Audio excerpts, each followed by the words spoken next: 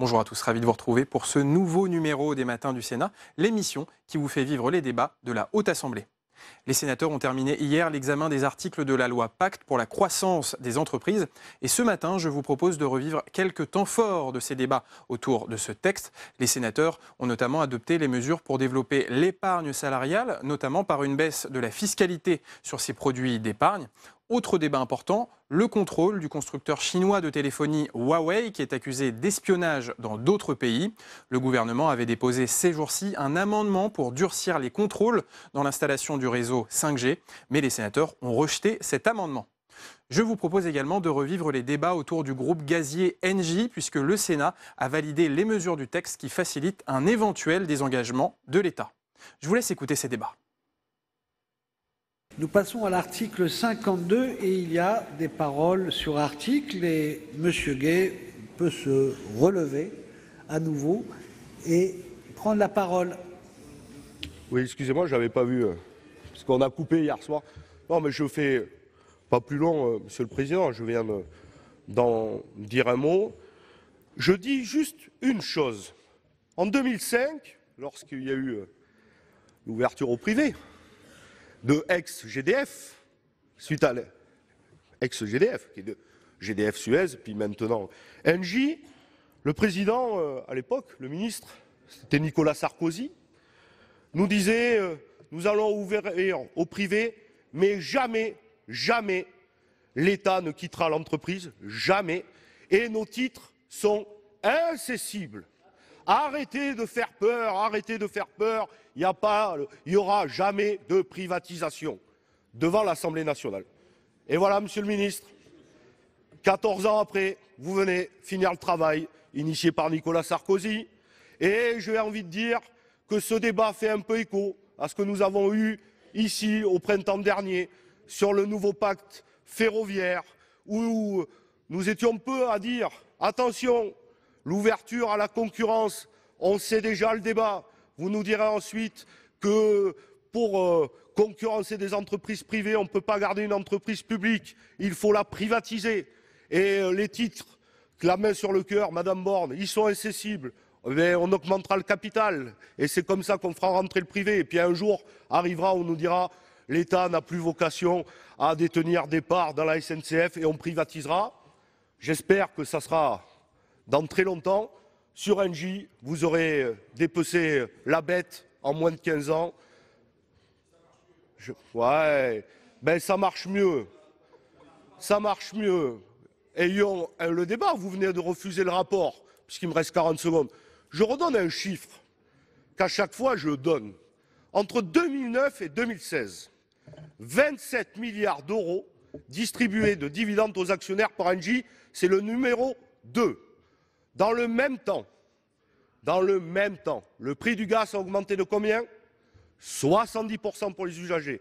Et franchement, allez demander aux salariés si depuis l'ouverture, depuis 15 ans, ils vivent mieux dans leur entreprise. Vous verrez, le service a été dégradé, et notamment sur les questions d'emploi l'année dernière, c'est 5000 emplois dans les call centers qui ont été délocalisés, alors que l'État est encore actionnaire, et ça c'est un véritable scandale. Monsieur Gay, la parole est à Monsieur Roland Courteau pour le groupe socialiste et républicain. Merci Monsieur le Président. Oui, avec la sortie de l'État du capital d'Engie, nous assistons à une dégringolade sans fin qui avait débuté en 2004 puis en 2006 avec la fusion de GDF Suez.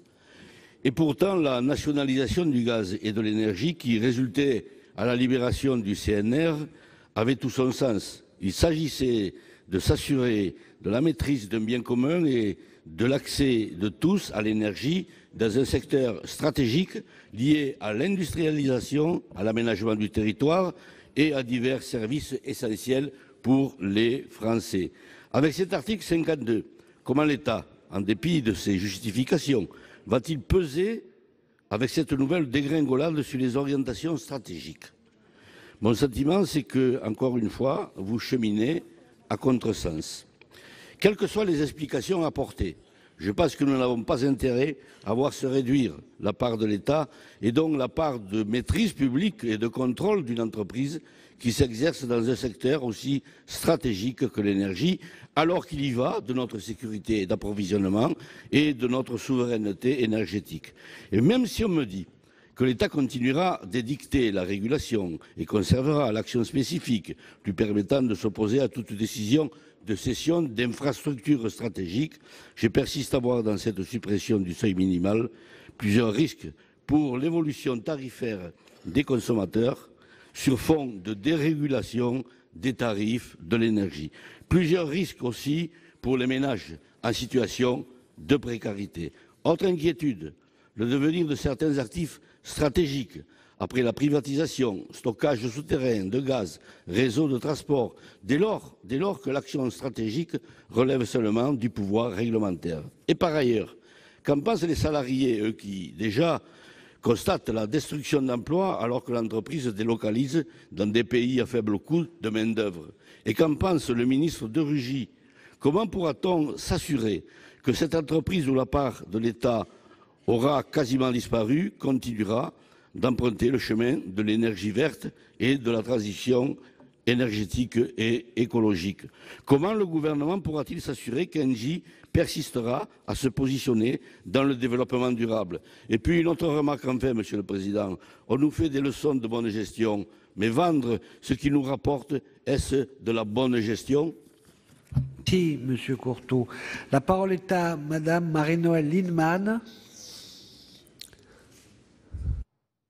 Oui, mes chers collègues, ce débat est extrêmement important parce qu'il en va quand même de notre indépendance énergétique et d'une stratégie de transition énergétique où la France garde une grande souveraineté ou en tout cas tente de la garder.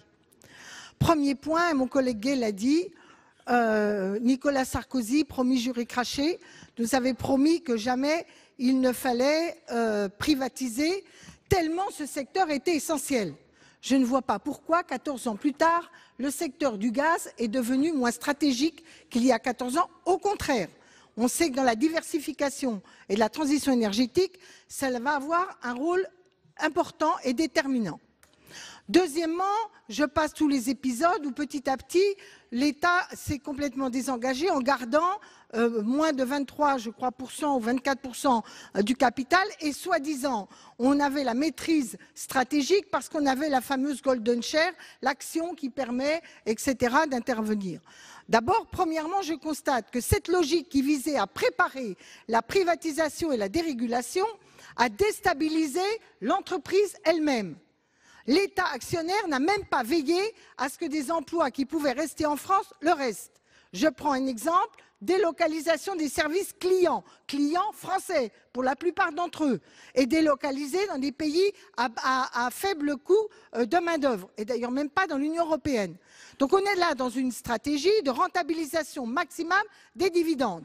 Pas de baisse des tarifs pour les consommateurs. Mon collègue Gay l'a dit. Moi, je veux bien que vous nous expliquiez que ça va mieux. C'est pas vrai. Les dépenses de gaz des Français sont de plus en plus coûteuses. Et d'ailleurs, même l'autorité de régulation le dit. Dans le secteur de l'énergie, la libre concurrence généralisée n'est pas la bonne stratégie. Deuxièmement, nous avons besoin d'investissements long terme pour la transition énergétique. Et en particulier dans le gaz. Donc, crédit de recherche, regardez comment Engie est faible en crédit de recherche dans le gaz. Pas de stratégie qui investit dans des technologies peu rentables à très court terme, mais qui le seront à moyen et long terme. C'est pourquoi on a besoin de l'État. Monsieur le ministre, je vais terminer. Vous nous avez dit hier qu'il y avait une espèce d'alliance contre nature entre l'essentiel des bancs de cette Assemblée. C'est bien mal nous connaître. Nous gardons des différences, des divergences qui d'ailleurs nourrissent la démocratie. Si. En revanche, nous vivons une inversion de cycle. Le tout libéral, le tout privé n'est plus convaincant. Et même si nous ne partageons pas tout, nous savons qu'il est temps que sur certains sujets, l'État reprenne la main. Merci. La parole est à Monsieur Franck Montaugé. Merci Monsieur le Président, Monsieur le Ministre, chers collègues.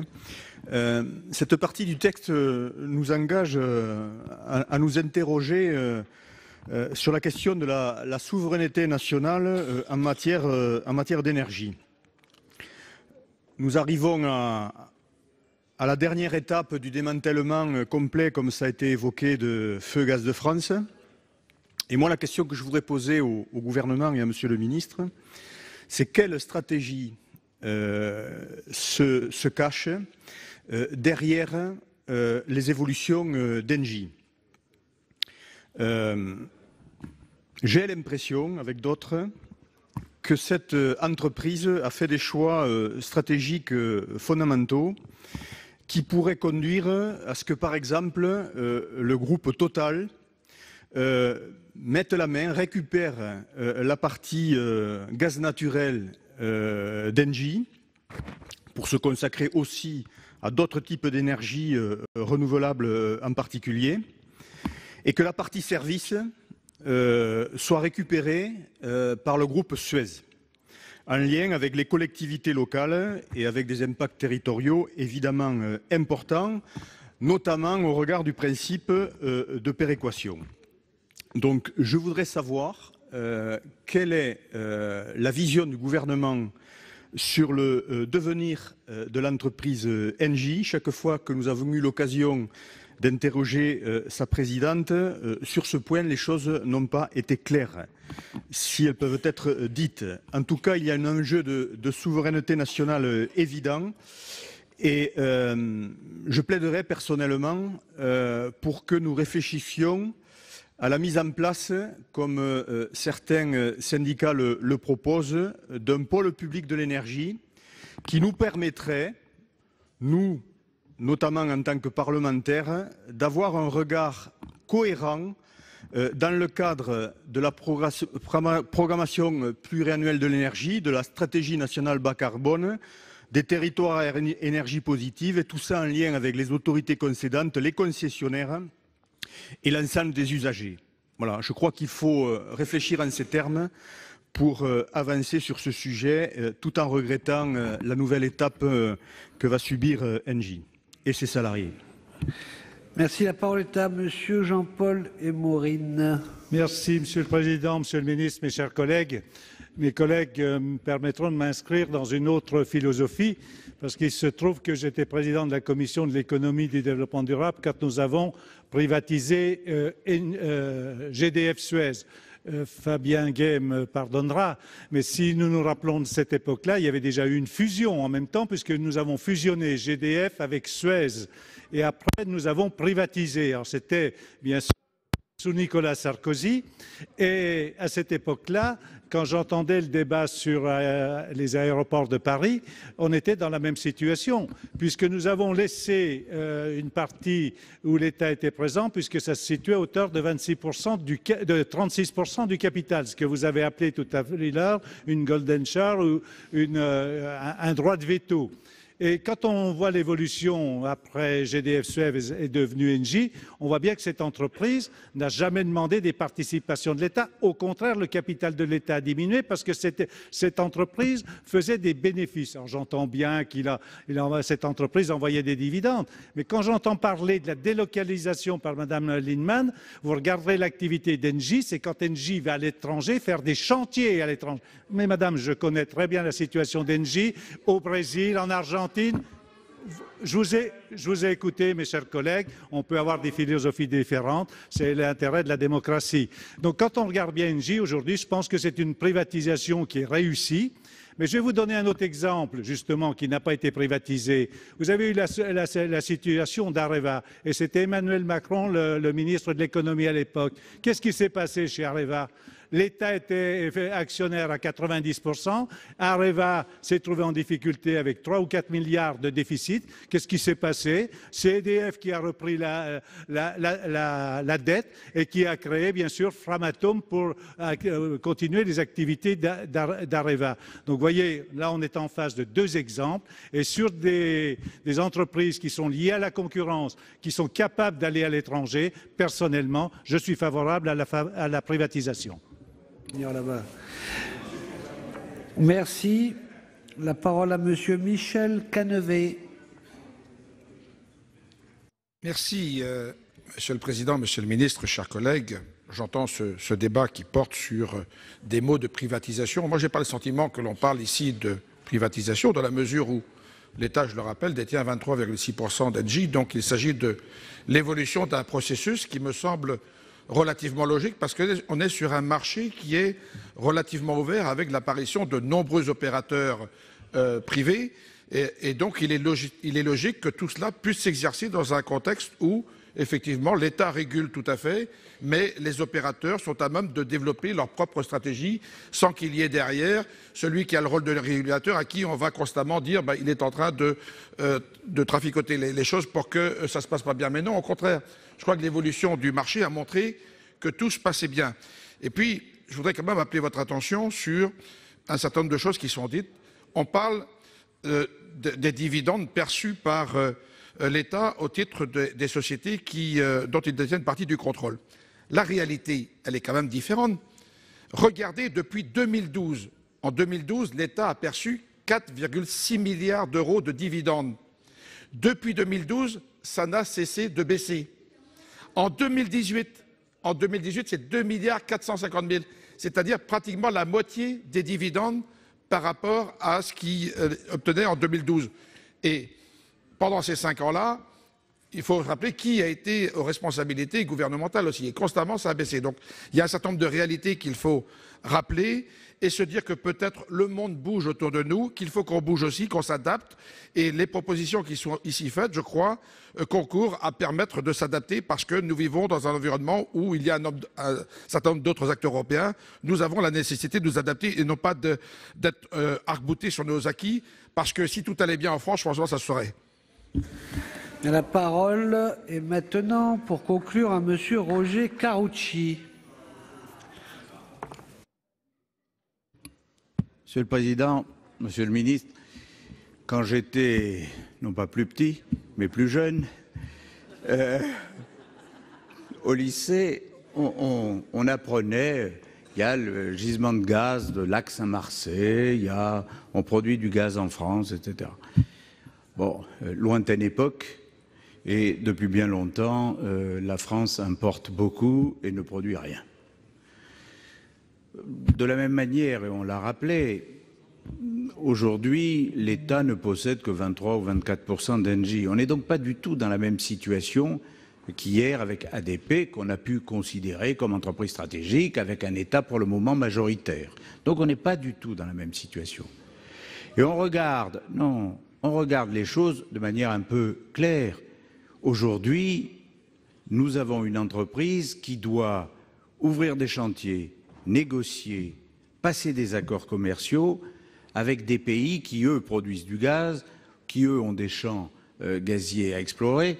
Donc, on n'est pas du tout dans la même situation. Ce n'est pas du tout une entreprise nationale produisant en France, préservant les sources d'énergie en France. Il s'agit, par définition, d'une entreprise tournée vers la compétition internationale qui doit faire face à des entreprises américaines, britanniques, indiennes, qui, elles, sont extraordinairement dans la compétition pour obtenir les marchés, pour obtenir les champs gaziers, alors que nous avons encore bien des réserves liées à la gestion actuelle. Donc, je ne suis pas du tout sur la même ligne qu'hier, et autant hier, nous avons, dit nos réserves sur la délégation de services publics ou la privatisation d'ADP, autant sur Engie, je pense que si on veut avoir une entreprise réellement ouverte à la compétition, réellement capable de s'opposer aux enjeux américains, britanniques ou indiens, nous avons besoin d'une grande entreprise très libre.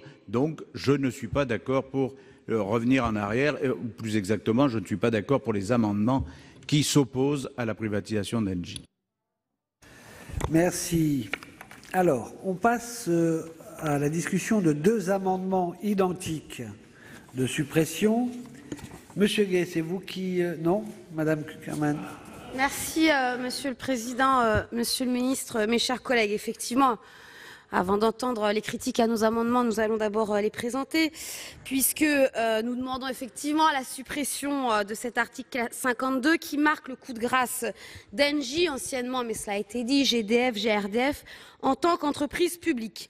D'ailleurs, l'histoire récente de l'entreprise montre bien ce que valent les mécanismes de garantie et de sécurité mis en place pour encadrer les privatisations et assurer le rôle central de l'État.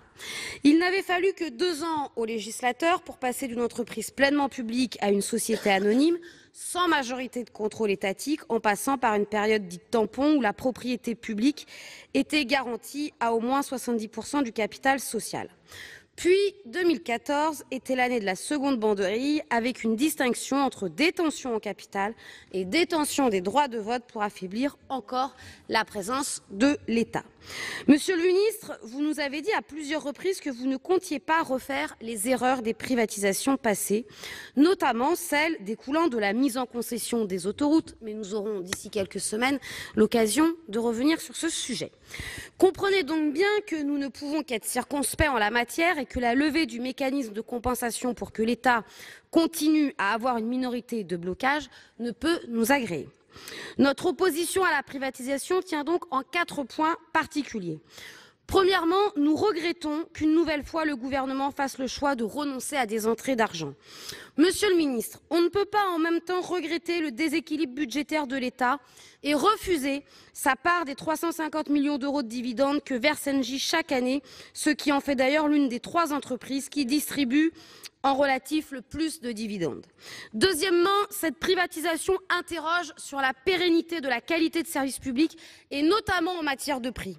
Comme je l'ai évoqué précédemment, on a bien vu que la libéralisation ne veut pas automatiquement baisse des tarifs et même dans ce cadre ne signifie pas maintien de la qualité de l'offre parce que Monsieur Karoutchi, la question n'est pas simplement la production gazière, mais bel et bien la distribution auprès du plus grand nombre des Françaises et des Français de l'utilisation de cette énergie. Troisièmement, nous nous interrogeons sur la pertinence de se retirer d'une entreprise stratégique en matière de transition écologique.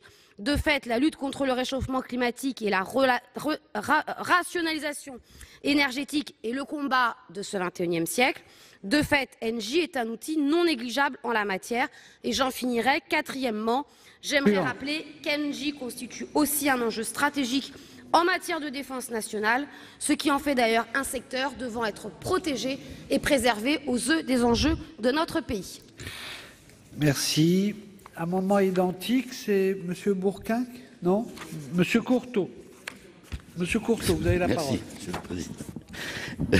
Nous tenons à réaffirmer avec le groupe socialiste et républicain notre opposition à la suppression du seuil de détention par l'État de plus du tiers du capital d'Engie, ainsi qu'à l'ouverture du capital de GRT Gaz, raison pour laquelle nous proposons la suppression de cet article.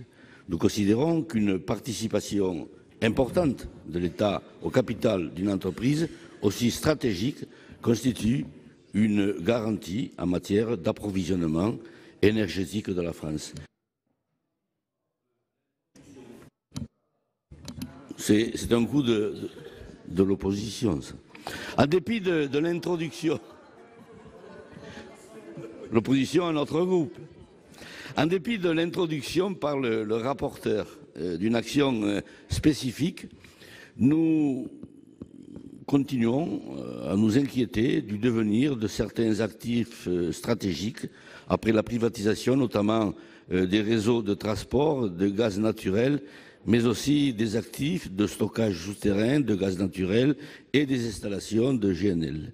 Les droits attachés à cette action spécifique relevant du pouvoir réglementaire.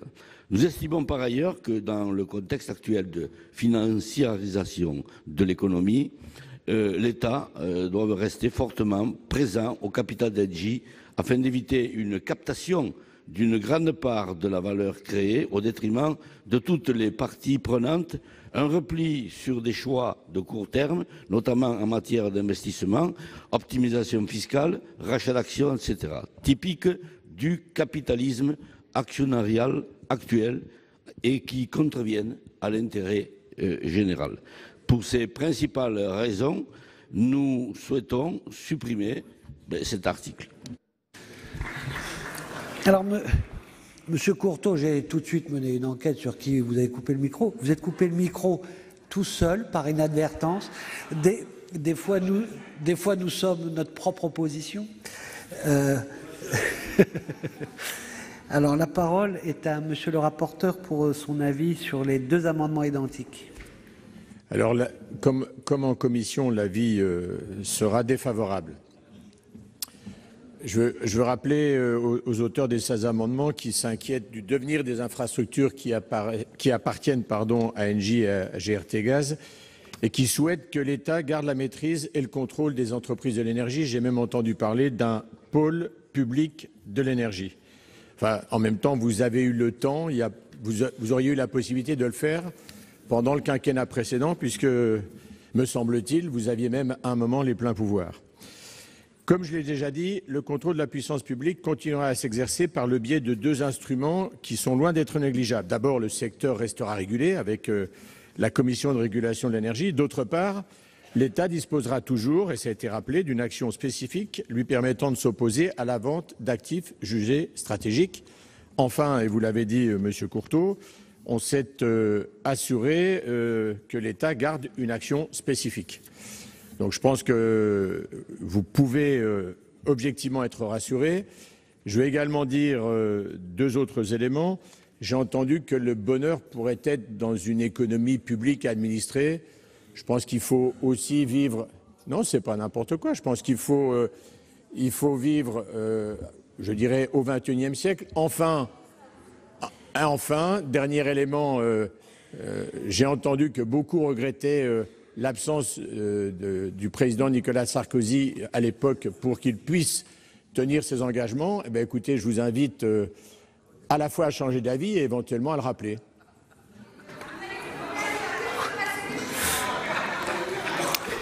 Bien, allez, discussion du XXIe siècle. Monsieur le maire, vous avez la parole.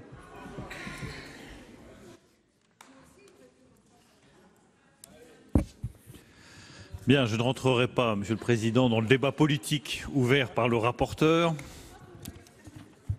Ce sont des terrains mouvants. Et donc, je préfère rester sur du solide. Et le solide, c'est ce que nous vous proposons en matière de cession d'actifs depuis hier. Parce que la logique et la cohérence est la même sur toutes ces opérations. C'est préparer l'avenir des Français. En permettant à Aéroport de Paris de se développer, en permettant à la Française des Jeux de se développer avec un encadrement public qui a été présenté hier, et en permettant également à Engie, comme ça a été très bien dit par Roger Carucci, de se développer dans les énergies renouvelables. Toutes ces opérations n'obéissent une fois encore qu'à une seule ambition, permettre au pays de se développer économiquement de manière plus rapide en investissant dans l'innovation et en l'espèce dans les énergies renouvelables.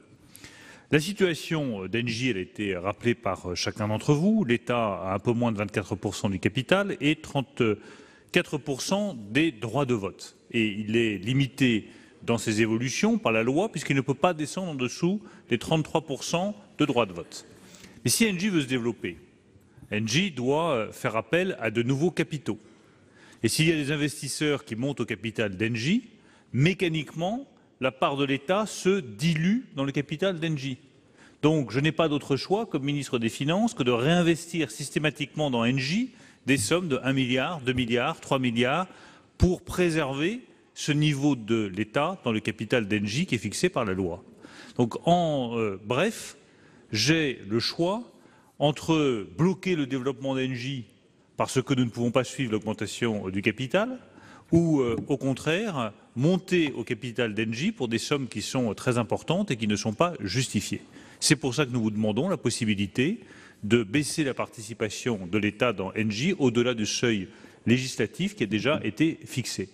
C'est ce qui va permettre à Engie de se développer, en particulier dans les énergies renouvelables, avec deux secteurs qui sont très importants. D'abord, il y a le biogaz, parce qu'Engie a évidemment une vraie compétence dans ce domaine-là, et par ailleurs dans l'énergie éolienne offshore, sur lequel Engie commence à se déployer.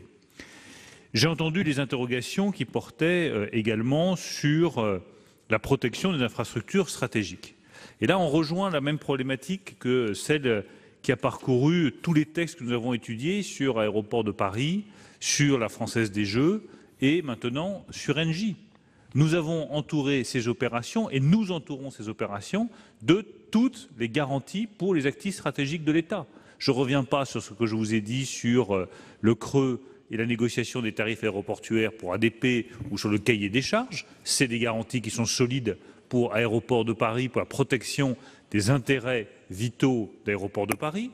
Je ne reviens pas sur ce qui a été dit sur la régulation des jeux de hasard, mais je confirme que l'État ne peut pas être juge et partie, ne peut pas à la fois vouloir développer les jeux de hasard et en même temps les réguler pour éviter l'addiction aux jeux. Et je pense que le rôle de l'État, c'est bien plus d'empêcher l'addiction aux jeux et de réguler les jeux de hasard que d'investir dans ces jeux de hasard et essayer de les vendre le plus possible à nos compatriotes. Et pour Engie, comme cela a été indiqué notamment par Madame Lienemann, vous avez l'action spécifique qui est une vraie protection qui est accordée à l'État dans le capital d'Engie. L'action spécifique nous permet de nous opposer à toute cession par Engie ou par les filiales d'Engie de droit français d'un actif stratégique. Et je voudrais juste citer ces actifs stratégiques pour être tout à fait précis. Je pense aux canalisations de transport de gaz naturel qui sont sur le territoire national. C'est évidemment un actif stratégique. Je pense à tous les actifs liés à la distribution de gaz naturel, au stockage souterrain de gaz naturel, aux installations de gaz naturel liquéfié. Toutes ces installations sont protégées par l'action spécifique. Elles ne peuvent donc pas être cédées ni par Engie ni par ses filiales. Passons au vote de l'article 52. Qui est pour? Qui est contre? Qui s'abstient? Il est adopté. Après l'article 55 ter, le 874 présenté par le gouvernement.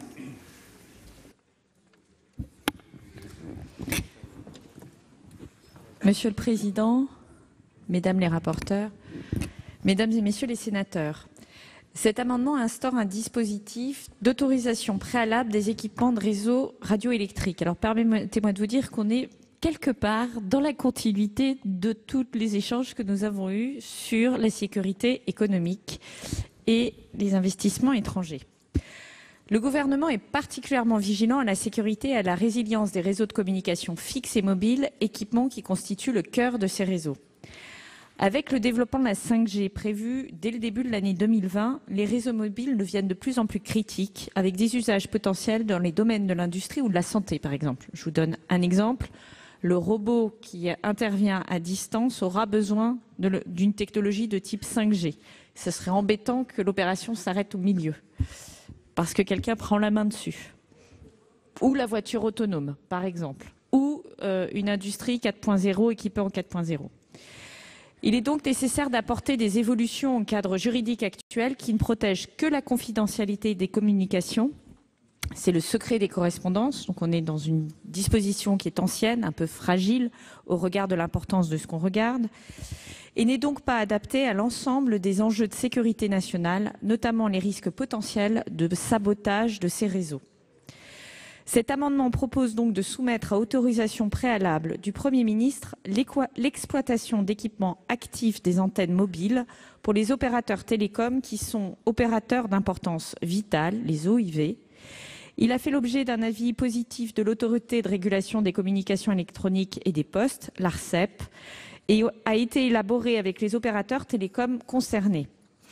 Pourquoi? Parce qu'il faut que ce soit à la fois suffisamment agile pour permettre d'autoriser des innovations et de ne pas être dans l'inspection des travaux finis ou le surcontrôle, mais en même temps, il ne faut pas être naïf, on l'a exprimé collectivement dans cette Assemblée à l'instant, et il faut être capable de bloquer des équipements qui auraient des petites portes d'entrée fragiles sur nos télécommunications et sur nos process industriels.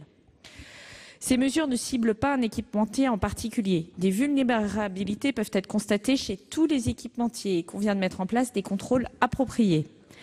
La création d'un nouvel instrument juridique opposable pour contrôler les équipements télécoms n'emporte pas non plus un changement de doctrine de la France en la matière. Nous créons simplement les leviers nécessaires pour contrôler efficacement les équipements de réseau et nous donnons la capacité à faire évoluer nos modalités d'action en fonction des évolutions technologiques. Fondamentalement, on est entraîné par la montée en puissance des équipements technologiques et le fait que ces équipements rentrent plus profondément dans l'ensemble des processus auxquels nous faisons face à titre individuel et industriel. Il est essentiel que ce nouveau régime n'obère pas la capacité des opérateurs à investir. Il leur faut un cadre juridique clair et transparent, qui soit mis en œuvre rapidement. L'amendement donne 2 garanties très précises à ce stade. Les autorisations préalables sont les plus larges possibles, tant du point de vue matériel que temporel ou géographique. Les opérateurs connaîtront la liste des appareils et logiciels qui feront l'objet d'un contrôle. Le gouvernement est évidemment prêt à poursuivre les travaux et, si nécessaire, faire évoluer certains éléments du dispositif dans le cadre des travaux de la commission mixte paritaire. Vous l'avez compris, il s'agit d'un amendement qui est une plateforme de discussion. L'objectif aujourd'hui, c'est d'ouvrir cette discussion. Il est arrivé tardivement, je pense que Madame la rapporteure le soulignera. On en est tout à fait conscient, mais compte tenu de l'enjeu, il nous semble important d'ouvrir cette discussion. Et nous n'avons pas tant de textes législatifs dans les prochains jours qui permettent d'ouvrir cette discussion. Or, la technologie, elle avance et elle ne nous attend pas, et elle n'attend pas la discussion parlementaire, malheureusement. Nous vous proposons aujourd'hui d'amorcer une discussion qui a vocation à se poursuivre, donc en commission mixte paritaire d'abord, en seconde lecture. Sur la 5G, vous avez déjà des travaux de bac à sable et des expérimentations qui sont en cours. Je le précise aussi, peut-être pour que ce soit bien partagé par tous. En seconde lecture éventuellement, et je m'engage personnellement à ce que vous soyez directement associés à ce dialogue sur le fond et que des réponses précises soient apportées à vos interrogations. L'absence d'adoption d'un tel amendement par la Haute Assemblée aurait des conséquences pour le moins paradoxales. D'une part, cela retarderait l'entrée en vigueur d'un dispositif qui me paraît essentiel par rapport à vos préoccupations de sécurité nationale. Et d'autre part, cela entretiendrait une incertitude pour les investissements de nos opérateurs dans l'attente de l'adoption d'un dispositif juridique. Je dis de nos opérateurs et des fournisseurs d'équipements. Vous savez qu'il y en a 3 principalement aujourd'hui. En fait, il y en a 3. Il y a Ericsson, il y a Huawei et il y a Nokia. Et tous ne sont pas au même niveau de maturité technologique. Et l'un des enjeux, c'est qu'ils aient envie d'investir pour que nous, on conserve notre souveraineté dans le choix des différents équipements. Et le plus français d'entre eux, si j'ose, qui est Nokia, qui a ses laboratoires 5G en France, n'est pas nécessairement celui qui a la plus grande force de frappe en matière d'investissement aujourd'hui et de R&D. Et donc, la question peut se poser de où il met l'emphase sur ces investissements s'il n'a pas une connaissance des dispositifs. Or, donc vous l'avez compris, ces investissements sont nécessaires pour assurer la couverture numérique du territoire et également parce que la 4G est un élément de fragilité. Je mets beaucoup l'emphase sur la 5G parce qu'on est sur une technologie de rupture et là, on est complètement dans une fragilité potentielle pour notre souveraineté. Mais la 4G et tout ce que nous faisons pour le New Deal est quand même conduit à équiper de manière très forte l'ensemble du territoire. Et nous avons une nécessité, nous semble-t-il, de ce que vous voit se faire, d'être très vigilant sur ces équipements. Donc, dans le cadre du New Deal, bien entendu, le gouvernement maintiendra son attention, il soumettra à nouveau le projet au Parlement, mais nous savons tous combien notre temps est précieux et limité, donc je vous invite à nous soutenir dans cet amendement. Je vous remercie. Bien. Vous avez... Le temps n'est pas si limité que ça, vous avez mis 6 minutes 30 pour présenter votre amendement. À vous, Madame la rapporteure. Merci, Monsieur le Président. Madame la Ministre, vous venez de nous exposer un sujet qui, à mon avis, dépasse largement le cadre d'un simple amendement. Vous insistez à juste titre sur l'importance du sujet. C'est un sujet tout à fait stratégique. Et c'est bien justement parce qu'il est important que nous avons besoin de temps pour approfondir, pour expertiser. Et ce temps, vous le savez, nous ne l'avons pas eu. Pourtant, cette question des équipements sur nos réseaux est dans l'actualité depuis de longs mois. Et pour autant, le sujet n'a pas été porté dans le projet de loi du gouvernement. Il n'a pas été abordé à l'Assemblée nationale. Il n'a pas été abordé par Monsieur le ministre lorsqu'il est venu présenter son projet de loi devant notre commission spéciale. Nous n'avons pas pu l'intégrer évidemment dans le texte de la commission spéciale, puisque cet amendement est arrivé, j'allais dire, sans préavis, il y a à peu près 2 semaines, au moment où nous débutions l'examen de ce texte. Donc, bien entendu, je n'ai pas pu faire mon travail, si je peux dire, de rapporteur. Nous n'avons pas pu faire notre travail de parlementaire, alors que cela soulève un certain nombre de questions. Au moins, il aurait fallu entendre les acteurs des réseaux, à savoir l'ARCEP, les opérateurs, les fournisseurs, bien entendu, ce que nous n'avons pas pu faire. Nous avions un certain nombre de questions à leur poser par rapport justement à votre projet de texte, ne serait-ce que les équipements actuels, existants, est-ce qu'ils vont être touchés par cette mesure d'autorisation? Est-ce qu'il y aura un problème qui se posera pour leur maintenance? Est-ce que lorsque vous aurez restreint le champ de la concurrence, il y aura des problèmes sur les tarifs? Est-ce que également le fait d'avoir besoin d'une autorisation administrative supplémentaire, eh bien le déploiement de la 4G et voire de la 5G ne va pas souffrir d'un nouveau délai? Donc vous voyez, toutes ces questions, nous n'avons pas pu malheureusement les aborder. Alors au final, la Commission a donné un avis défavorable, non pas sur l'idée elle-même, sur le projet de cette autorisation, entendons-nous bien, mais sur le fait que nous n'avons pas pu aller au bout, enfin même pas au début de l'étude de ce sujet. Et c'est pour cette raison que l'avis est défavorable. C'est essentiellement sur une question plus de forme.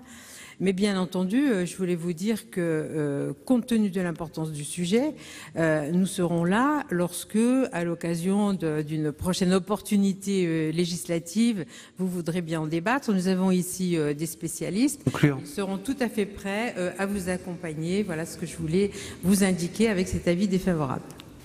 Merci, madame. Il y a monsieur Chaise qui a demandé la parole.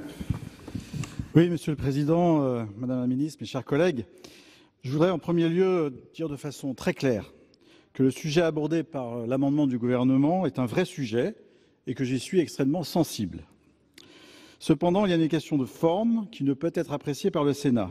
Nous avons eu connaissance de ce projet gouvernemental par la presse il y a seulement quelques jours.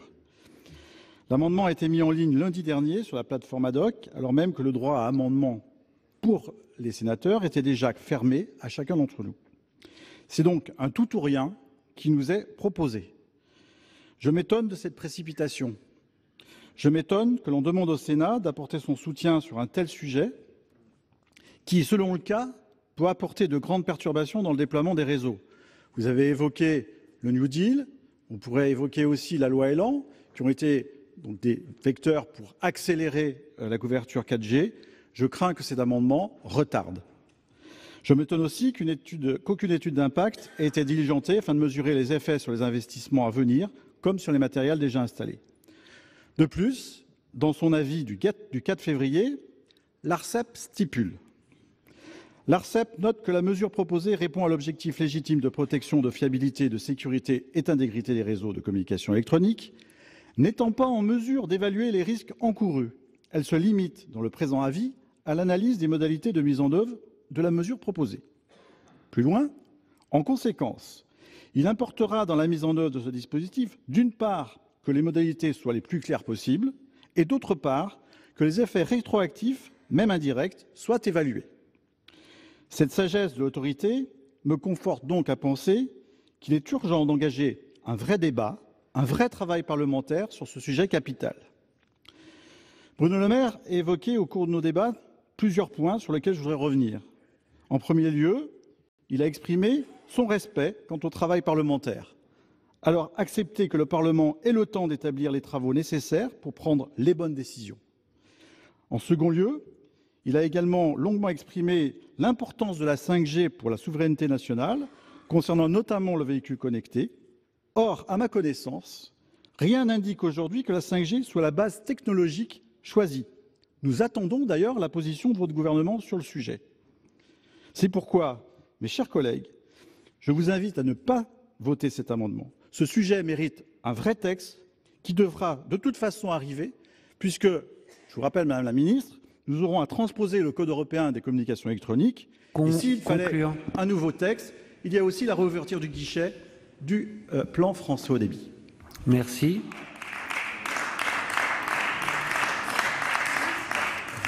La parole est à Monsieur Denis. Merci, Monsieur le Président, Madame la Ministre, Madame la Rapporteure, chers collègues. La méthode est vraiment quelque peu détestable en la matière. Vous avez dit, Madame la Ministre, fort justement, que la technologie avance. Heureusement pour nous, elle n'avance pas depuis hier soir ou depuis lundi. D'ailleurs, nous avons au Sénat produit un rapport d'information en 2012 sur la cyberdéfense, un enjeu mondial, une priorité nationale, et qui préconisait des mesures rigoureuses, précises, pour renforcer la protection de la France contre les cyberattaques. Et il proposait d'interdire sur le territoire national et à l'échelle européenne le déploiement et l'utilisation de routeurs et certains équipements, en l'occurrence qui pourraient être d'origine chinoise. Vous y avez fait référence, Madame la Ministre, dans votre présentation.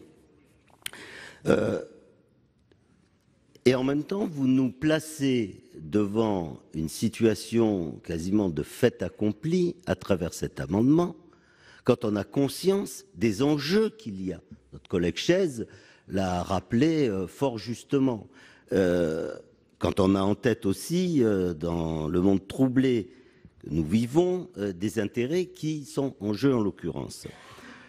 Alors notre groupe regrette, comme Madame la rapporteure et les différentes interventions, une certaine légèreté dans la présentation de cet amendement extrêmement tardif, d'autant plus que si les intentions du gouvernement qu'on peut partager pour renforcer la sécurité des systèmes d'information doivent être soutenues, un certain nombre de questions sont posées. Je ne reviens pas sur l'absence d'études d'impact. L'Europe semble s'être emparée de ce dossier. Quelle est sa position? Quelles sont les orientations, échéances d'une éventuelle évolution de ce dossier à l'échelle européenne? L'amendement prévoit que c'est le pouvoir réglementaire qui arrêtera la liste des équipements qui seront soumis à l'autorisation préalable. Avis préalable y aura-t-il de l'ARCEP et de la CNCF? Bref, je pourrais, et je n'aurai pas le temps, multiplier les questions qui se posent et qui font qu'il nous est extrêmement difficile, même si nous en partageons l'enjeu, d'avoir une autre position que celle défendue par nos collègues. Très bien, Monsieur Cadic, vous avez la parole. Merci, Monsieur le Président. Oui, comme tout le monde, j'ai été un peu surpris puisqu'il y a tout juste 2 semaines, en commission, j'ai posé la question au ministre de l'Europe et des Affaires étrangères sur la position de la France vis-à-vis de Huawei, sur justement la question de la 5G, puisqu'on apprenait que tant au Royaume-Uni qu'en Allemagne, des décisions avaient été prises de finalement refuser cet équipementier sur cette question de réseau 5G. Et donc, il n'y avait pas de réponse. Et puis, hop, 2-3 jours plus tard, on apprend que cet amendement nous est proposé. Et là, vous nous dites que ça ne concerne pas un équipementier en particulier. Donc, j'ai bien noté vos précautions oratoires sur le sujet. Moi, je me réjouis que le gouvernement soit réactif dans ce domaine et tente d'avancer, de faire quelque chose. J'ai bien compris que vous aviez envie d'avancer, puisque vous avez parlé de revenir en commission mixte paritaire pour pouvoir encore faire évoluer certainement ce texte. Pour être très honnête, c'est la première fois depuis que je suis élu que j'entends le gouvernement déposer un amendement d'appel. C'est un nouveau concept, je ne savais pas, je l'ai entendu de collègues, mais du gouvernement, c'était la première fois. Donc je vous le dis, je salue en tout cas cette approche. Moi, j'ai envie effectivement d'être positif et de vous aider à avancer. J'ai bien compris que le texte était imparfait. Et donc c'est pour ça que, même si je comprends la commission, mes collègues, et que j'approuve leur souci, et mon collègue Chaise l'a bien dit, ce souci de respecter ce formalisme. Moi, j'ai quand même envie d'avancer le plus vite possible dans ce domaine. Et donc, à titre d'encouragement pour cet amendement d'appel, même si je pense qu'il a peu de chances de performer, eh bien, je le voterai. Merci. Bien.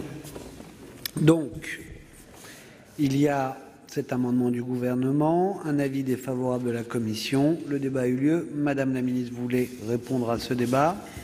Juste peut-être pour préciser et encore une fois qu'il n'y ait pas d'inquiétude sur la démarche du gouvernement, et j'aime bien votre formulation d'amendement d'appel. C'est bien de ça qu'il est question, c'est-à-dire que nous n'avions pas les informations qui nous amènent aujourd'hui à poser cet amendement lorsqu'on a déposé la loi Pacte. Sinon, on l'aurait fait. Nous l'avions pas au moment où en tout cas, on l'a consolidé au fur et à mesure, et nous sommes plutôt dans une forme d'accélération et d'agilité, en appelant à votre concours pour pouvoir avancer sur ce sujet, qui est certes très sérieux et demande à avoir des auditions. Pardon ? Qui certes est très sérieux et demande à entendre un certain nombre de personnes, mais ça, je pense que si on s'en donnait les moyens, ce serait possible. En revanche, j'attire votre attention sur le fait que ne pas l'adopter, ça ferme la fenêtre législative pour cette échéance-là.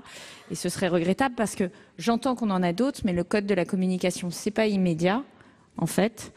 Et les autres fenêtres que j'entends, hein, j'ai pas une vision complète sur la législation, ne sont pas si aisées à activer. Et ce n'est pas cette Assemblée qui a été assez vigilante sur les cavaliers qui me dira le contraire. Madame Prima. Oui, je ne voulais pas intervenir, je vais intervenir très rapidement. Merci, Monsieur le Président. Madame la Ministre, c'est vous qui avez les clés du camion, pardonnez-moi. Mais si vous voulez faire un projet de loi, faites-le. Il n'y en a pas pour si longtemps, contrairement à l'idée populaire que le Sénat, que l'Assemblée nationale, tout ça c'est long. C'est pas vrai. Un petit projet de loi sur cette problématique-là, c'est quelques semaines.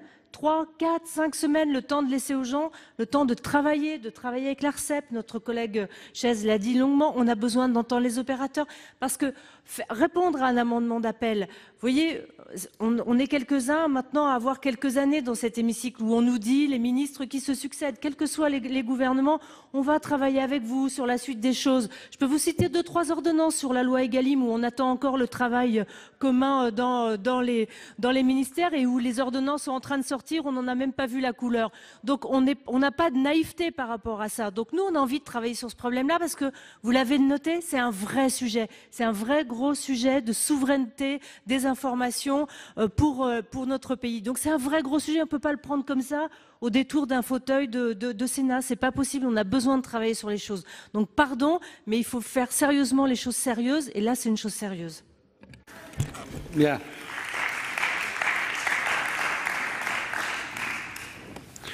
Je demande à relativiser vraiment amendement d'appel du gouvernement, c'est bon, ça va rester au PV, mais c'est du jamais vu ici. Hein.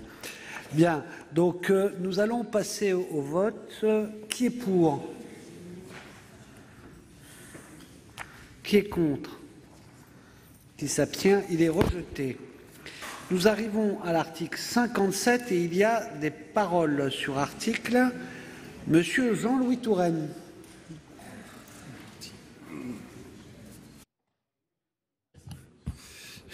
Je vois le mouvement de fuite, j'espère que ce n'est pas lié à mon intervention. Monsieur le Président, l'irrecevabilité a beaucoup frappé au cours de cette séance. Beaucoup frappé comme un tir au pigeon. On a descendu beaucoup d'idées, beaucoup d'amendements. Quelques-uns ont réchappé, on ne sait pas pourquoi ils étaient en état de grâce. En tout cas, pour nous, il en a manqué beaucoup. Mais je vais m'en tenir à l'article 57 sur lequel j'ai souhaité intervenir. L'article 57 qui présente un titre magnifique, qui séduit, qui fait rêver. On a l'impression qu'on va rentrer dans le bonheur lorsqu'on va pénétrer dans les propositions que vous nous faites. Des entreprises plus justes et mieux partager la valeur. Qui pourrait ne pas être d'accord avec cet horizon que vous nous offrez, si bleu? En réalité, et vous avez raison de le vouloir, mais parce que la réalité, elle est difficile.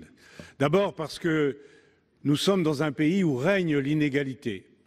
Et les entreprises sont l'une des illustrations les plus flagrantes de ces inégalités entre les actionnaires et les salariés, 93 milliards d'euros de dégagés comme bénéfices en 2017 par les entreprises du CAC 40, dont 57 millions sont retournés aux actionnaires. 5% ont bénéficié aux salariés. Inégalité entre les bas salaires et les salaires des très hauts dirigeants. Inégalité entre les salariés eux-mêmes, ceux qui sont dans des entreprises qui pratiquent l'intéressement et la participation, et ceux qui n'y sont pas, avec des niveaux d'ailleurs, lorsque c'est pratiqué, qui sont de nature extrêmement différente.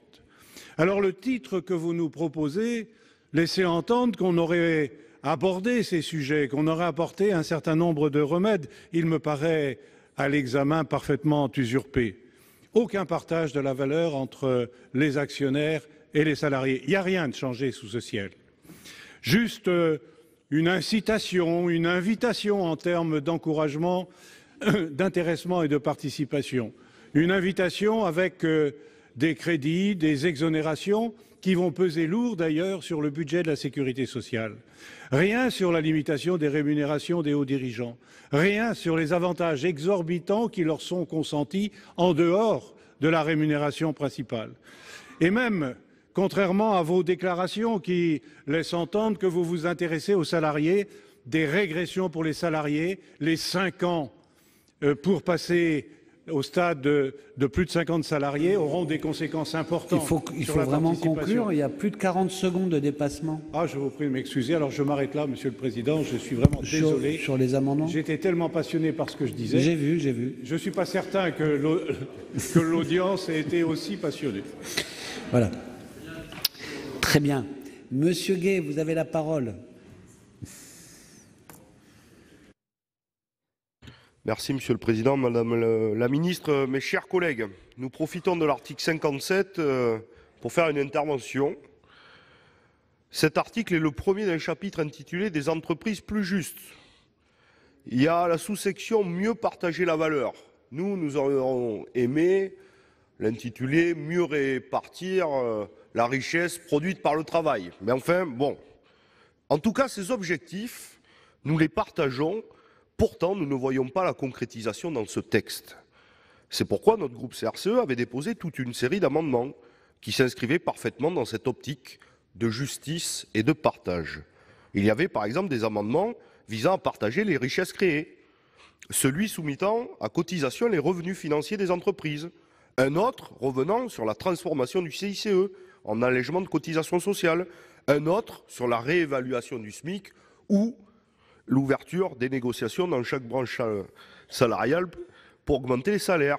Nous avions également déposé des amendements permettant de favoriser le dialogue social et l'intervention des salariés dans la gestion des entreprises. Encore un accordant un droit de veto suspensif pour les représentants du personnel. Un autre donnant au comité d'entreprise un pouvoir de décision et de contre-proposition effectif. Enfin, un dernier accordant des heures de délégation aux syndicats consacrées à l'information des salariés. Enfin, des amendements visant à mieux associer les entreprises aux problématiques sociétales. Par exemple, le partage du travail, passant par une réduction du travail à 32 heures par semaine, ou la responsabilité des entreprises vis-à-vis des salariés avec la suppression du barème des indemnités prud'homales, ou encore l'interdiction des licenciements boursiers.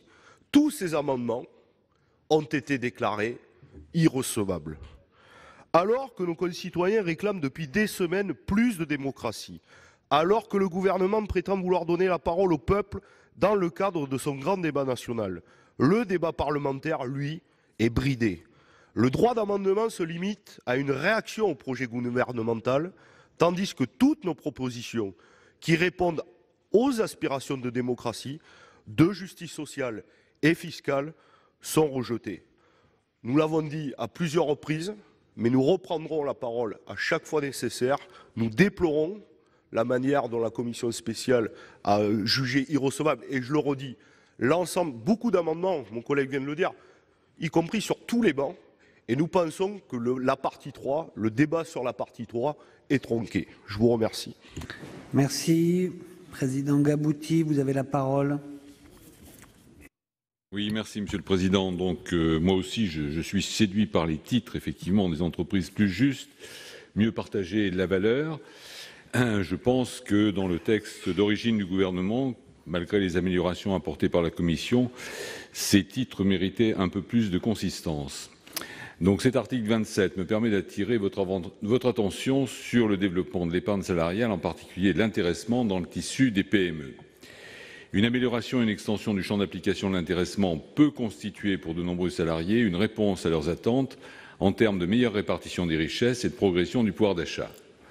Selon la DARES, seulement 17% des salariés des entreprises de moins de 50 étaient couverts par un dispositif de participation, d'intéressement ou d'épargne salariale et 11,1% bénéficiaient d'un versement effectif. La même année, moins de 10% des entreprises de 10 à 49 salariés avaient conclu un contrat d'intéressement. Cela s'explique parce que ce sont surtout les entreprises qui se rapprochent de 50 qui mettent en place les 10 contrats. Si depuis 10 ans, le montant distribué progresse légèrement, et il n'est pas négligeable puisque ça représente 17 milliards d'euros en 2016, le nombre d'entreprises concernées et de salariés bénéficiaires a tendance à stagner.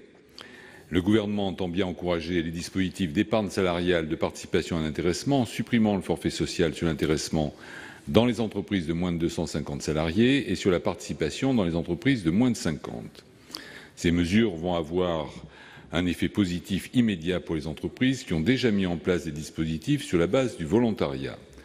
Dans un deuxième temps, ce sont les salariés de ces entreprises qui devraient bénéficier de la suppression de ce forfait, car la plupart des entreprises raisonnent en termes d'enveloppe globale, comprenant l'intéressement lui-même et les charges qui y étaient affectées. Mais cette mesure est-elle de nature à convaincre les entreprises d'opter, toujours sur la base du volontariat, pour ces dispositifs ? Je crains que l'effet d'entraînement ne demeure marginal et que l'objectif que vous poursuivez ne soit pas atteint en termes de développement de l'intéressement. Il semble donc souhaitable que dans les PME, le partage des résultats avec les salariés soit posé comme un principe et ait donc un caractère obligatoire, avec des modalités qui pourront être encadrées par décret et négociées au niveau de la branche et de l'entreprise. C'est le sens de l'amendement que je proposerai à la suite de cet article. Merci. Monsieur Martin Lévrier, vous avez la parole. Merci Monsieur le Président, Madame la Ministre, mes chers collègues. Ce chapitre 3 est un chapitre qui veut réconcilier la performance économique et la responsabilité sociale des entreprises. Tout au long de son examen, je veux le croire, c'est dans un esprit transpartisan que nous le validerons, ce projet audacieux. Car c'est en effet un chapitre qui libère en renforçant le lien employeur-salarié. Il supprime le forfait social versé au titre de l'intéressement pour les entreprises de moins de 250 salariés et sur l'ensemble des versements d'épargne salariale pour les moins de 50 salariés. Il gèle l'intéressement au-delà d'un plafond au bénéfice de ceux qui sont en dessous. Il développe l'épargne salariale ainsi que l'actionnariat salarié. Il crée dans la loi, une société à mission. L'article 1835 du Code civil sera modifié pour permettre aux entreprises qui le souhaitent de se doter d'une raison d'être dans leur statut. Il améliore la transparence des sociétés cotées en matière de rémunération de leurs dirigeants au regard de la rémunération moyenne et médiane. Ce ratio d'équité contribuera à une responsabilisation accrue des pratiques salariales des entreprises.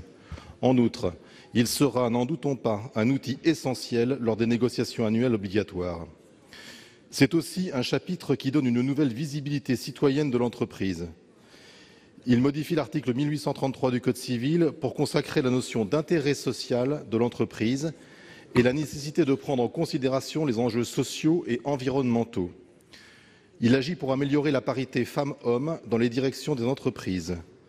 Il crée un label pour les entreprises qui mènent une politique d'accessibilité et d'inclusion des personnes handicapées. Enfin, il instaure les fonds de pérennité grâce auxquels la France se dote d'un statut permettant de protéger de manière durable le capital de nos entreprises pour assurer leur croissance à long terme.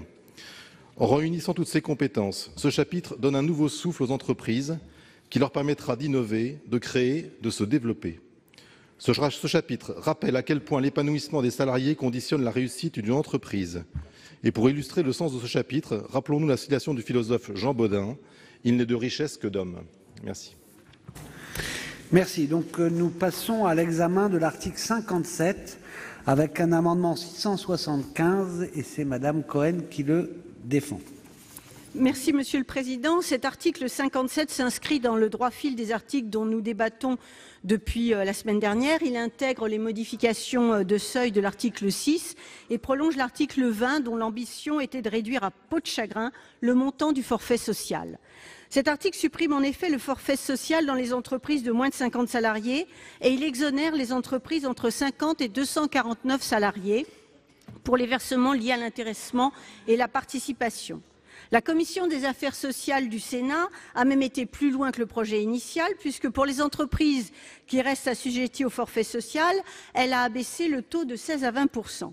Ces suppressions et diminutions du forfait social ont pour but de favoriser le recours au dispositif d'épargne salariale. Il faut ici rappeler que l'épargne salariale n'a pas la vocation de se substituer au salaire, mais qu'elle constitue un complément de salaire.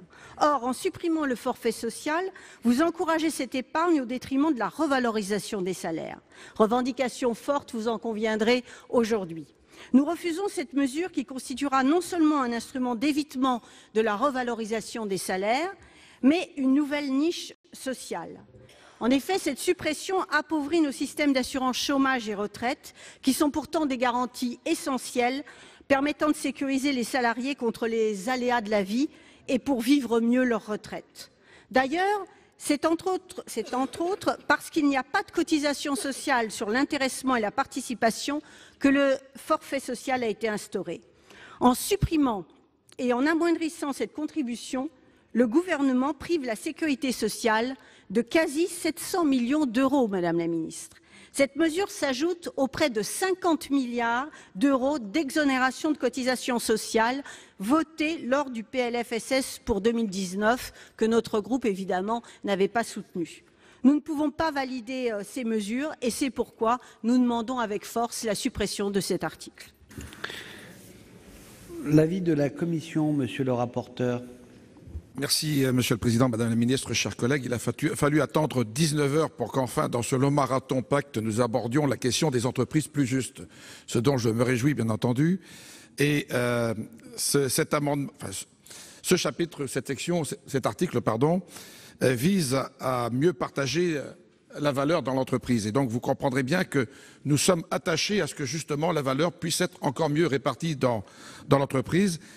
Et donc, on ne peut arrêter la question de l'examen de ce sujet à celui du forfait social. Je crois qu'il faut que l'on soit bien conscient qu'enfin, les salariés vont pouvoir bénéficier d'un accès à la participation, au résultat, à l'intéressement.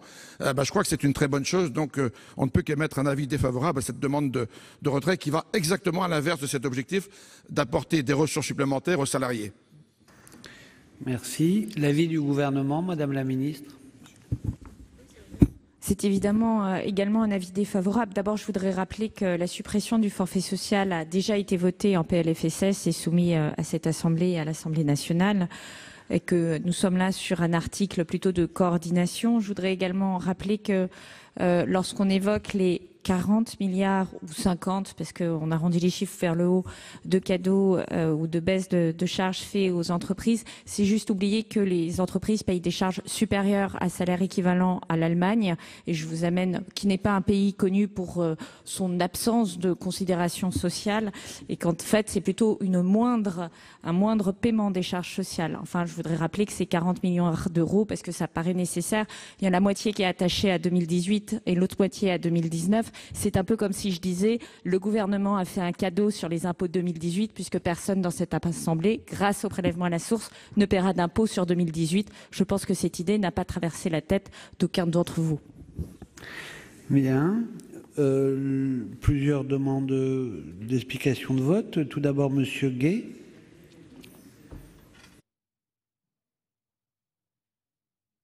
Merci, Monsieur le Président. Monsieur le rapporteur, je vais citer notre source, le rapport Oxfam, page 21, sur la question de participation et d'investissement. Franchement, on n'aurait pas mieux écrit, donc je préfère le lire. Si je suis trop long, vous me couperez, puis on reviendra en deuxième partie. Le mirage de l'intéressement et la participation.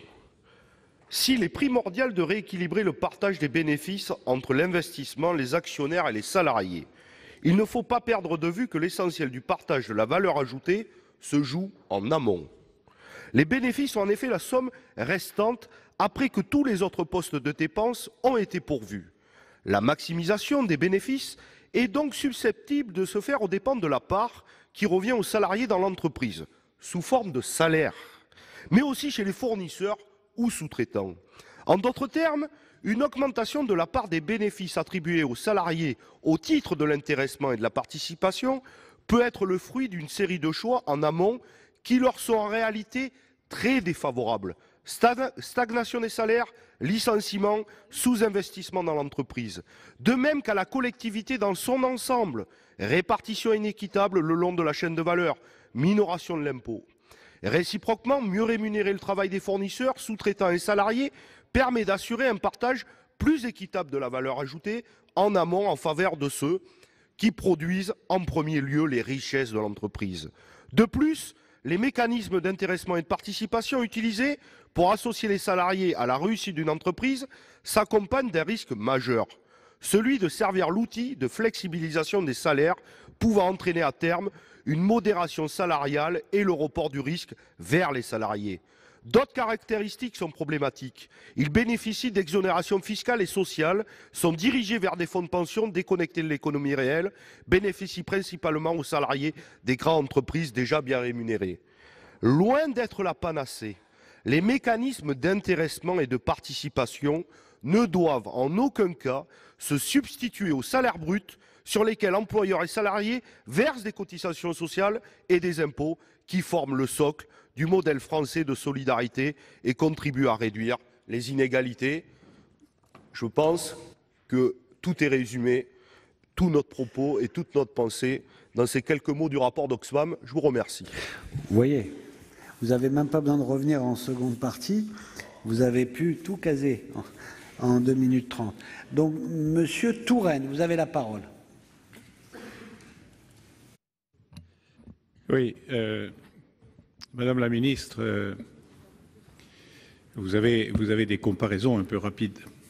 Si je vous dis 95% des gens meurent au lit, ça ne fait pas du lit un endroit dangereux.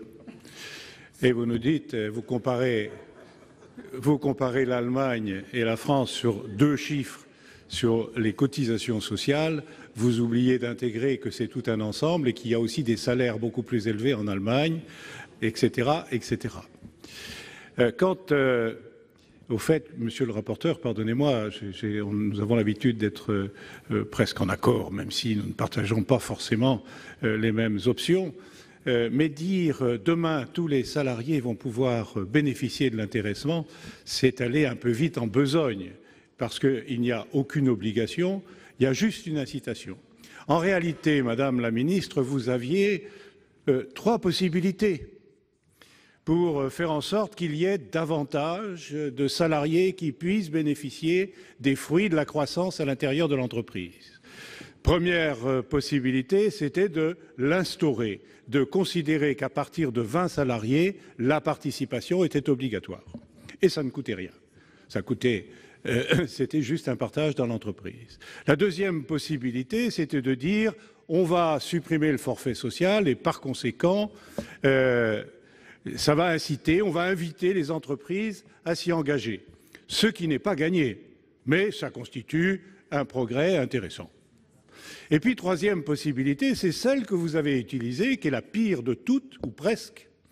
Vous avez dit ceci, on va supprimer le forfait social, même si ça a été déjà voté, ça n'enlève rien à la faute, mais on va faire payer la décision du gouvernement à la sécurité sociale, lui enlevant un certain nombre de possibilités, la mettant en déficit en plus de ce qui a déjà été mis à sa charge. Mais je tiens tout de même à cet intéressement et à cette invitation. C'est sans doute la moins pire des choses. Je la voterai, mais à contre-cœur. Merci. Président Gabouty, vous avez la parole. Je voudrais simplement faire un rappel historique. Le forfait social, au début de l'intéressement, ayant eu l'occasion de le pratiquer depuis plusieurs décennies, c'était 0. Donc aujourd'hui, quand on supprime le forfait social pour les entreprises de moins de 50 pour la participation, moins de 250 pour l'intéressement, ce n'est qu'un retour à l'origine de la création, notamment de l'intéressement. Il y avait zéro de charge dessus.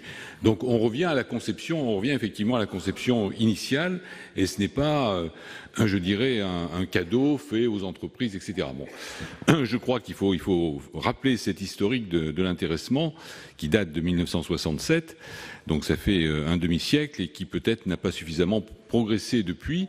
Simplement, ce que je voudrais dire à mes collègues, dans l'analyse d'Oxfam, je pense que la ligne, pas éditoriale, mais la ligne politique d'Oxfam correspond à une certaine orientation, et elle l'alimente d'un certain nombre de considérations dont toutes ne sont pas nécessairement erronées. Effectivement, on peut considérer que l'intéressement dans des entreprises qui le versent régulièrement fait partie de la rémunération. Il y a le salaire qui est fixe, qui est défini par des conventions collectives, qui est défini par des accords de branche, et puis l'intéressement qui est un partage des bénéfices. Mais ces bénéfices, ils sont indispensables. Si vous n'avez pas de bénéfices, vous ne pouvez pas investir, vous ne pouvez pas faire de l'autofinancement et renforcer votre fonds de roulement, vous ne payez plus d'impôts à l'État, donc on ne peut pas se plaindre de dire on ne paye pas assez d'IS et puis de dire faisons en sorte qu'il n'y ait pas de bénéfices, comme ça il n'y aura pas d'IS. Donc dans la mesure où une entreprise doit arriver, et son objectif d'arriver à un certain niveau de bénéfices, tout en respectant bien entendu un certain nombre de règles en matière de rémunération et de fonctionnement interne, il est logique, parce qu'il y a 4 parts, il y a l'autofinancement et le fonds de roulement, ça en fait une, il y a les actionnaires, ça en fait 2, il y a l'impôt sur les sociétés, ça en fait 3, et il y a effectivement naturellement les salariés. Je crois que s'il n'y avait pas de part prévue pour les salariés, c'est un reproche aussi que vous pourriez faire au système. Mais que ce soit la panacée universelle, non, pas forcément. Mais c'est un dispositif complémentaire qui me paraît intéressant et motivant aussi bien au niveau des chefs d'entreprise qu'au niveau des salariés. Très bien. Madame Cohen, pour... Oui, Madame la Ministre, vos arguments ne sont absolument pas convaincants, parce que vous dites finalement ça a été la suppression du forfait social, ça a été voté au PLFSS, donc circuler, il n'y a rien à voir. C'est quand même assez petit comme argument, parce que ça nécessite un débat. Et d'ailleurs, il y a eu débat sur cette question-là. Parce que, effectivement, les cadeaux que vous faites royalement à certains, et notamment aux entreprises du CAC 40 d'ailleurs, vous les faites sur le dos de la sécurité sociale. Et quand la discussion a eu lieu au niveau du PLFSS sur les exonérations, sur le forfait social, etc., il y a quand même un seuil que vous avez franchi qui est considérable et qui est très grave pour notre système de solidarité. C'est qu'aujourd'hui, contrairement à ce qui avait été fait depuis la loi Veil de 1994, ça ne sera pas compensé à l'euro près par l'État. Donc vous pillez les fonds de la sécurité sociale pour renflouer les caisses de l'État. Et donc, quelque part, Madame la Ministre, eh bien, vous grevez le budget des assurés sociaux et finalement des salariés. Alors quand vous dites oui, mais ne vous inquiétez pas, il va y avoir de l'intéressement, il va y avoir de l'épargne salariale, mais enfin, on ne vit pas dans le même monde. Aujourd'hui, de quoi souffrent les salariés dans les entreprises? C'est de salaires qui sont trop bas.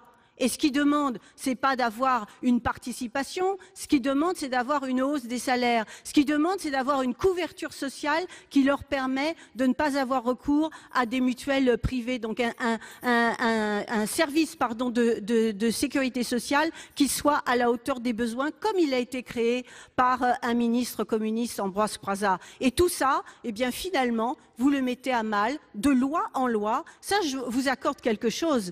C'est que finalement, vous gardez le même cap, mais un cap qui ne sert pas les intérêts des salariés, les intérêts de ceux qui n'ont pas d'emploi. Vous servez toujours les mêmes intérêts, c'est toujours le même fil conducteur, les plus nantis, les plus riches. Et ça, on ne peut pas vous suivre, Madame la Ministre. Madame Cukierman.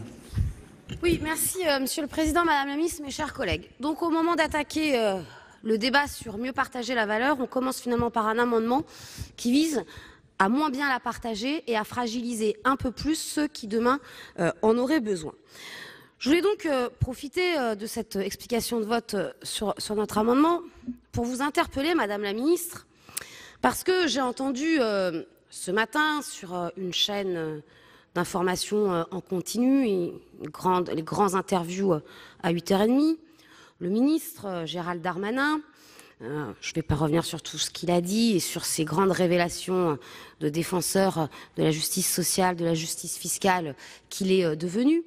Mais au milieu de l'émission, il est interrogé sur ce qu'un ancien président de la République avait à l'époque partagé, la question du un tiers dans la répartition justement de la richesse, du capital, un tiers du capital, un tiers du travail, un tiers des actionnaires.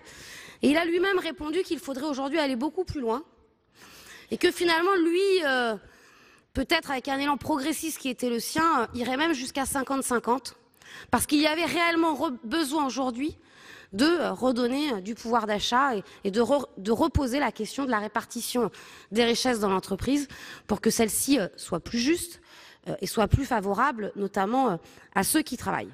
Donc, Madame la Ministre, finalement, vous donnez un avis défavorable, j'ai envie de dire sans surprise, sur notre amendement. Nous avons un ministre qui, ce matin, nous a fait des grandes leçons sur sa volonté de voir les choses évoluer et de poser réellement ce débat sur une valeur mieux partagée. Donc, est-ce que vous pouvez quand même nous éclairer un petit peu sur les orientations que votre gouvernement entend prendre et entend annoncer là, dans les heures, les jours qui viennent, pour savoir si réellement votre objectif, à travers la loi Pacte, c'est une valeur qui soit mieux partagée, en tout cas qui le soit au service de celles et ceux qui la produisent et de celles et ceux qui en ont besoin. Madame Lienemann.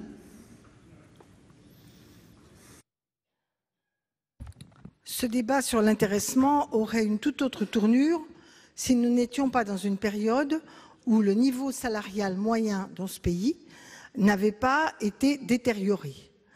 Et si, par le mécanisme de précarité et la faible évolution du SMIC, nous n'avions pas tant de salariés qui sont des salariés qui ne peuvent pas vivre dignement de leur travail. Donc le cœur de cœur serait de revaloriser les salaires et le salaire horaire. C'est d'ailleurs ce qu'on observe comme tendance autour de nous, tant la pression populaire, le poids des inégalités, la nécessité d'une relance par la consommation poussent plutôt dans cette direction, même si ça ne va pas suffisamment loin. L'intéressement, tel qu'il est mis en œuvre, est un mécanisme qui accroît les inégalités entre salariés. Parce que dans les toutes petites PME, ils ont beau être hyper performants, les salariés, il n'y a pas d'intéressement. Et d'ailleurs, ça fait de la concurrence déloyale parfois, en termes de compétences, entre une petite PME qui ne peut pas offrir ce genre de prestations et la grande entreprise. Et puis, il y a des cycles pour les entreprises. Elles ne sont pas toujours d'une hyper rentabilité. À certains moments, ça va moins bien. Est-ce que c'est de la faute des salariés si le marché mondial est en recul, s'il y a ceci ou s'il y a cela? Les trois quarts du temps, ça n'est pas de leur responsabilité. Et ils se trouvent à ce moment-là avec une chute de leur intéressement auquel ils ne se sont pas attendus et dont ils ne sont pas responsables. Alors moi, si l'intéressement était marginal et qu'on ait des politiques salariales offensives, je n'aurais rien contre de rajouter un peu au regard de cela. Mais vous avez bien vu, culturellement, ça devient substitutif à la hausse des salaires.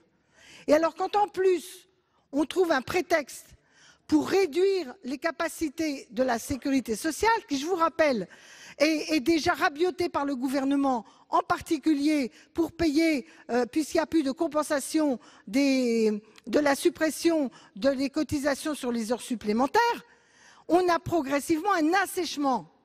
Vous avez vu dans quel état sont nos urgences? Dans quel état est notre hôpital public? Dans tel et quel état est notre système de santé? Il se dégrade vitesse grand V. Et ce n'est pas le moment d'assécher les ressources de la sécurité sociale. Donc, pour toutes ces raisons, le choix qui est fait n'est pas le bon. Et comme le disait ma collègue, quant à la sécurité sociale, la plupart des salariés aimeraient mieux ne pas avoir à payer de fortes mutuelles et se trouver mieux couverts en termes de droits sociaux, plutôt que d'avoir cet intéressement qui est très aléatoire, très injuste et très inégalitairement réparti. Madame la ministre.